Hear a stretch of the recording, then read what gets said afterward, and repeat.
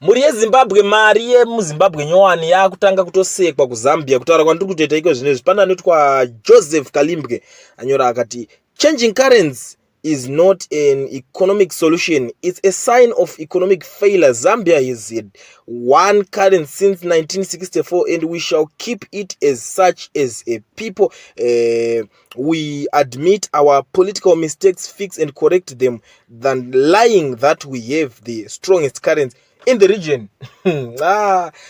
Yeah, vamwe vakati shamari, imagine them launching new currencies like a music album. Kungomuka kotonzi RBZ yatobudisa mari nyowani kutanga warubudisa mumhanzi kudaro. Zvikanzi Zimbabwe has been under economic sanctions for more than 20 years, yet our GDP is far ahead of yours, and now you want to lecture us about economic. Imagine if it is your country under those sanctions. Mumwe ari kupawo pfungwa dzake kuti aiwa iwo shamari iwo chimbomira kutiseka nyika yedu yeZimbabwe uchitaura kuti tiri kubudisa mari nyowani nekuti yedu nyika yanga iri pamasanction kubva kudhara, asi iri kutoradza kuti iri kupefoma zviri nane pane yenyu iyo yeZambia yamuri kutiseka munayo. Vamwe vakati the inflation of Zimbabwe is rising daily. Vamwe vakati one tsepete is the strongest currency in the region. Good night kandirare zvangu. Mumwe akati failed state Zim. Mumwe akati Zambian currency is better than Zimbabwe. Mumwewo mafungiro avo avari kuita